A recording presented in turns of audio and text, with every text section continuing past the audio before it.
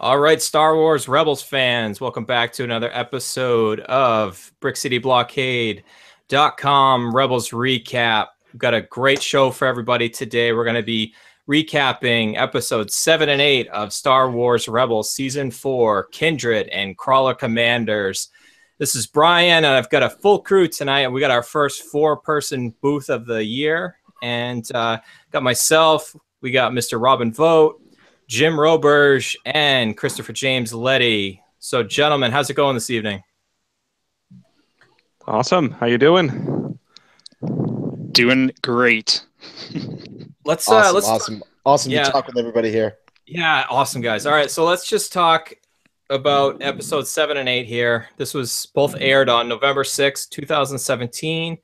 Kindred was directed by Sergio Paez, writers Henry Gilroy and the Dave Filoni, and Crawler Commanders was directed by Bosco Ing and writer, oh, Matt, don't do this to me again. You got to stop writing episodes of Rebels here. Matt Miknovitz. I think that's probably better than I did the last time I tried pronouncing your name, Matt. So the first episode here, the Rebels look to move a stolen Imperial hyperdrive and flight data recorder off Lothal while the mystery of the Loth Wolf deepens. And then Crawler Commanders was in need of a long-range transmitter. The Rebels looked to infiltrate one of the Empire's massive ore crawlers. So, guys, I hate to do it, Robin. Mm-hmm. I have to use the F word. Mm-hmm. I have to use the F word here, and I'm not going to swear, but in Star Wars Rebels lingo, this is going to be a swear. But I feel like, guys, episode 8 was a filler episode. Yeah, I think you said it perfectly, Brian. I think that episode 8, where I do have my theories about our good friend, Mr. Seevor, I have a feeling that it is almost a unanimous conception by everybody in the Star Wars community that episode 8 definitely was that dreaded F word that we don't like to use here, but I totally agree. Yeah, it's really hard to argue with that. Just it didn't. If you take a look at something and it furthers the plot point any less than an inch, I'd say that it's safe to call it filler. Chris, any disagreement with that?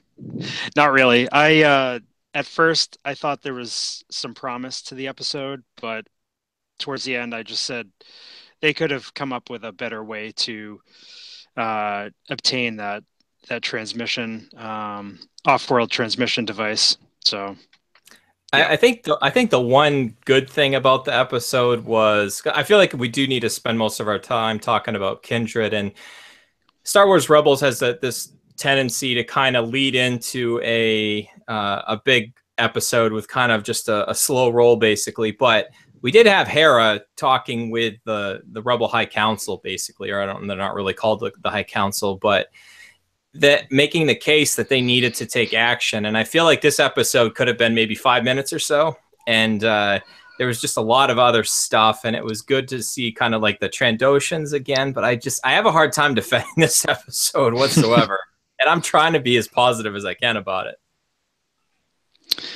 Yeah, I think that portion of the episode with Hera convincing them, Lothal was where they needed to be, was pretty much the biggest part of that episode. All right, well, let's go hop in our DeLorean. We'll go back an episode, and let's talk episode 7 of this season. And I think this one was really good. Obviously, Dave Filoni and Henry Gilroy teamed up on this one. And we saw, I do want to throw this around the horn. I want to get everybody's thoughts, but this was really neat. It was exactly the continuation of the episode we got before. Thrawn, Governor Price, they're all there. They're trying to get the hyperdrive. They hid and get it on Ryder's U-Wing so that Hera can get off world. And we saw, I just drew a blank, Warwick Davis's character, Rook. I think I said that right with the rolling R's. So it's neat to see Robin. I'll throw it to you here with seeing a Legends character pop up in Star Wars Rebels.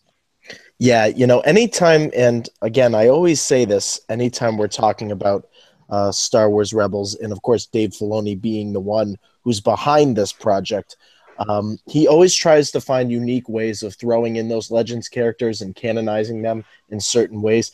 And basically, I guess you could say, bringing Rook into this, or as you say, Rook into this, it kind of adds an extra element to it. Brian, you and I always talk about this, and we talk about it as a network. Just those little things here and there makes this universe expand and just grow as a fandom and as we have these discussions going forward. Yeah. All right, guys, let's just I think most of what we'll talk about this episode is probably kind of our biggest questions going forward, but I'm gonna throw it around the horn to Jim. I want to throw it to you first. What was like your favorite moment from if you want to pick something from episode 8, I'm not going to twist your arm, but what was your favorite moment out of both of these episodes? I guess in particular, I'm a Kanan fan. So maybe just the foreshadowing of how the episode started, or seeming foreshadowing of something looming further down the line for him or Hera, both, or we don't know yet. But I'm kind of interested to see them pick up his storyline a little bit more recently, and to have the episode start off with him. I think that's how the beginning of the episode was him meditating and Hera coming up to talk to him. That definitely stood out to me and was my favorite part of the episode. Yeah. Robin, what was your favorite moment from this episode? Where I do love the moment in episode 8 where we see Sivor fall into his pit of despair after slipping on a lightsaber. I do quite enjoy the moment where we see Kanan and the wolf inside of what looks to be the realms of the leftover Jedi Temple or whatever was left there on the Thal. And you just see him, and Ezra's now questioning. He's saying, how do you know? Like, I was the one who really communicated with the wolves, but obviously through our past discussions, the wolf was actually really communicating with Kanan in many ways. So that moment where we see Kanan sitting and meditating and the wolf sitting before him is just such a great moment in terms of not just Star Wars Rebels, but I'm going to even put it there with one of my favorite Star Wars moments of all time. Ooh, we'll hold that thought. Wow. Chris, how about you? For me, I mean, it was obviously the finally getting Canera to consummate their relationship. No, I'm just kidding. No, I mean, the cool factor for me was when Hera was leaving, and she was in that dogfight, and she hit Lightspeed through the bay there in the right Imperial base. So I thought that was pretty cool.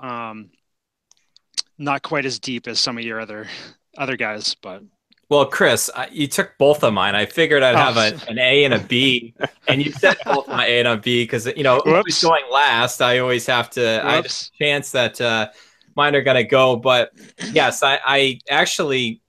I do love the moment where she kind of went up on Thrawn and he didn't expect that. And you even saw Chopper, it was like Chopper 0.47. And I was like, how is she going to do this? That was a great moment. But not so much that we finally saw Kanan, obviously Kanan and Hera kiss on screen. And who knows if they've done it off screen or whatnot. I feel like that's the first moment. And I'm not necessarily a Star Wars Rebels historian per se, but Robin, I think I may have sent you a message this week as we tend to as a network talk about these things kind of offline in our group settings, and it just dawned on me, a new dawn maybe, pun intended, with Kanan and Robin. I know we've talked about it with others and with Scott, the changing of what a Jedi is in this, and even Ezra made the comment of, he says, well, aren't we Jedi?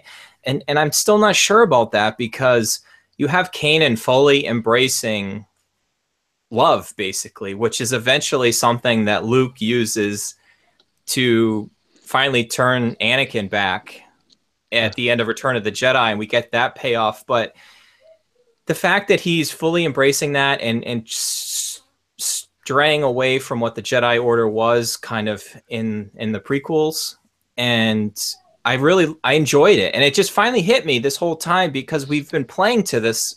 I don't even know why. It's just been I've been, again, pun intended. I've just been so blind to it that this whole time he clearly loves Hera, but as a Jedi, technically that's forbidden, but he's doing it anyways. And I think if he had his way, they would be done with the rebellion. I mean, he even made several points to say, and this is kind of leading into what I'm going to consider my biggest question going forward.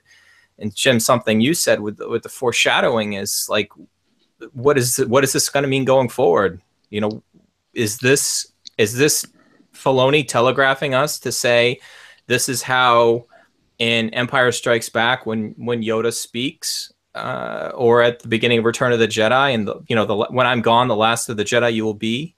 I don't know. What do you guys jump off from there? Yeah, I totally believe, Brian.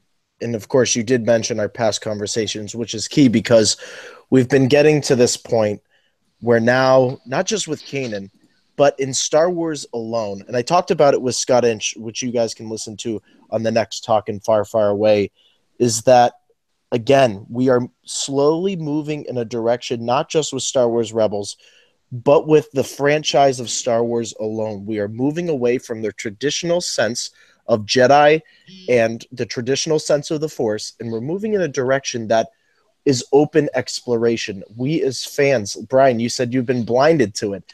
It's been there, but we just haven't seen it because we're so used to the traditional Star Wars. And it's so nice as fans that this is like a new opening and a new place for us to see what they're going to do with it.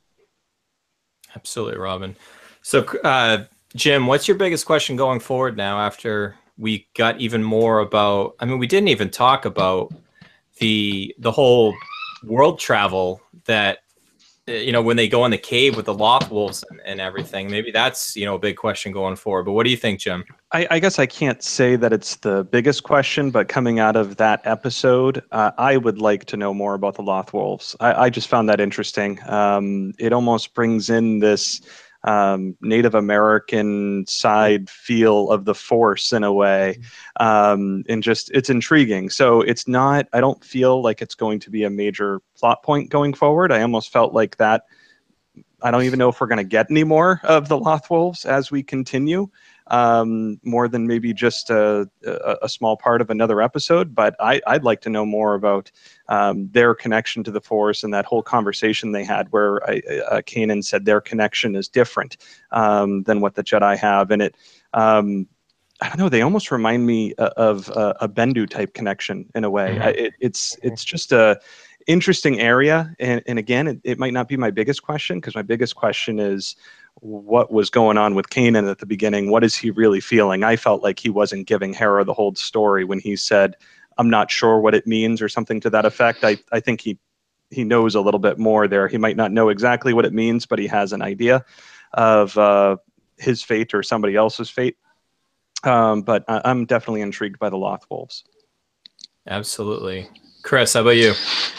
Oh, I'm piggybacking right off of what Jim said. I was going to say the Loth Wolves are kind of like this season's Bendu, showing us that there's other aspects of the Force that, we just don't know about. And that whole tunnel thing was just crazy. I don't really know what to think of it. It's almost like It's kind of almost like a Mortis type thing. Yeah. And it's like they traveled like light speed through the planet to the other side or whatever. It's just really strange. And on a kind of a different note, I'm just curious what the larger plan is for Lothal with the Empire. I mean, maybe I missed something along the way, but has that been revealed what the bigger plan is? No, it hasn't. So, okay. Which I don't want to get to it quite yet, but I think we might get Yeah. that with kind of our fall finale. So, Robin, any different thoughts about anything?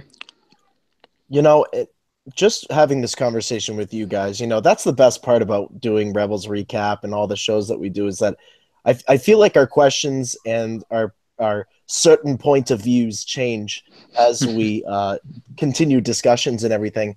And my biggest question going forward now is not just Star Wars Rebel focus, but it's Star Wars focus. And it is, are the elements of an episode like this where we see Kanan interacting with the Loth Wolves and we see Ezra's progression, are these similar tones that we're going to see play out in The Last Jedi with Rey and some of these other characters? Is the natural sense, and maybe is Rey going to experience what Kanan is now experiencing and Ezra is experiencing in Star Wars Rebels? Could this be a universal tone going forward with Star Wars?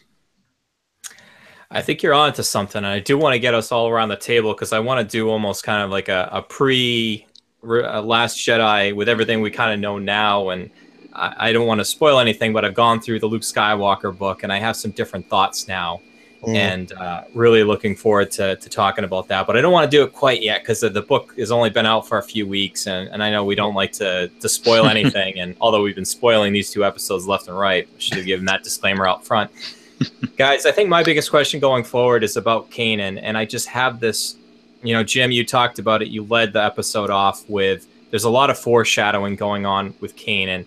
We know that everybody is going to converge on Lothal in this next episode with Rebel Assault. And it's our fall finale. And the fall finale usually ends with a cliffhanger or a bang. And if you look at all the clues, and I personally, I don't know. This is only just my pure speculation and taking an educated guess. But guys, as a Kanan fan, this really pains me to say this, but I just have this feeling that he may pay like the ultimate sacrifice to allow his friends to escape Lothal and help the larger rebellion. And I only say that because I know that when we talked with Scott last week and I felt completely horrible that I blindsided him with the, you know, with the subtitles of the Lothwolf actually saying Doom, as in, you know, his Caleb, the Kanan's real given born name versus like Doom as in like impending doom. But I almost wonder if you can just kind of take that both ways. And I just feel like maybe it's the Lothwolf's way of saying like, you know, this, you got to come back to where you started, not necessarily because obviously he wasn't born on Lothal or anything, but the fact that it feels like we need some, they told us this season was going to be, you know, a lot of sacrifice and stuff. And we got a little bit of that with Heroes of Mandalore, but I don't know, guys. I hope I'm completely wrong because, like Jim, like you, and I know Scott is a huge Kanan fan. He's one of the characters I relate the most to, and I don't know. I just have this bad feeling. I got a bad feeling about this. I'd throw it in there. I've been dropping puns left and right all episode, guys. That's what we do best. I'll have to run a contest on social media to see how many I dropped. I mean, I agree. I just it does have that feeling, and they, like you said, they even set it up where it would be a lot of sacrifice this season, and this episode it got me thinking a little bit more. Like you said, everything seems to be coming down to Lothal, and we're at the fall, finale part, not a series finale part, and it got me thinking to what's the end game of this series anyway.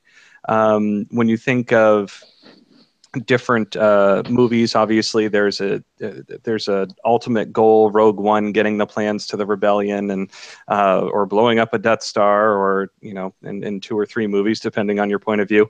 And with this one, I can't imagine that it's some huge defeat of the Empire, because I think we kind of know that stealing the plans for the Death Star from Rogue One was their first real strike against the Empire, or a successful strike. And knowing that verbatim, where it's their first victory against the Empire, all it makes me think is, man, Lothal's going to be a disaster.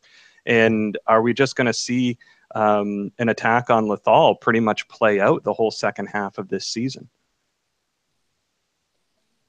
Yeah.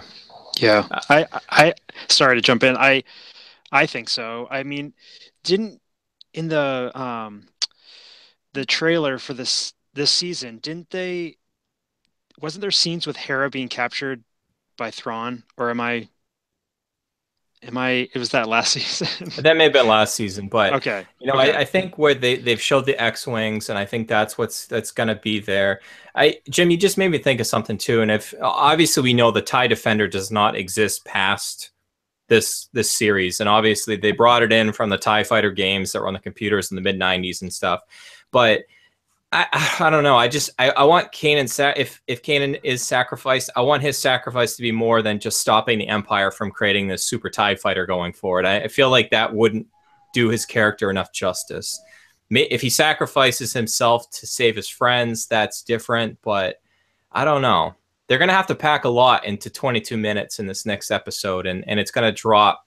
Actually, tomorrow we're recording this episode on November 12th. So it's basically tomorrow we're going to get our answers, and we're going to then have basically a month and a half, maybe 2 months of no Star Wars Rebels. And that makes me sad. All right. Any other final thoughts here as we're kind of closing? Robin, I don't know if I can smell the your head cooking from over here or not, or if it's just No, I think everybody's made probably, and I think it's a universal point that, and again, and you just mentioned it, Brian, that we are going to be on this gap. So these next 2 episodes that come out of this finale for the halfway point of the season, being at the final season, and we have such a long gap to deal with, this really does have to pack a punch, because there will have to be a lot to talk about and synthesize. And at the same time, I really, really think where we talk about Kanan maybe being sacrificed, and we talk about some of these characters maybe facing consequences of meddling with the Empire and meddling with Thrawn, I think there's a plot twist coming tomorrow. I really think that there's going to be something that's going to really throw us off, because they want that conversation to keep going, and they want us to keep doing Rebels recap. Star Wars knows our plot line. All right. Well, I think that brings us to our that time of the episode, plug time. So let's go around the horn here real quick. Jim, where can the people find you on social media? On Twitter at Red5Jim. Also at Musings of the Dark Side. Oh yes, the YouTube second episode just dropped this past week, so check it out. YouTube. All right, Chris. Christopher James Letty on Facebook. Check me out there. But Vintage Viewport on Twitter and Instagram. Robin. You guys can follow me over on Twitter at Mr. Vote Tweets. Head on over to Instagram. Follow me at The Official Vote. And please head on over to Facebook for all of my musings on social media. Very good. And you can find me on Twitter and Instagram at Jedi Scavenger SW. Head on over to brickcityblockade.com for all of our latest episodes, news, anything we've got going on over there. And please head on over to iTunes, Google Play, SoundCloud, you name it, and find our wonderful Star Wars podcast network. And we certainly appreciate any ratings or reviews that you can give, and help spread the good word out there and help us spread the positive message, because I don't think we said terribly too many things about Crawler Commanders, and I think we really could have been a little bit more harsh on that one, but I think we can keep it a little bit positive here, gentlemen.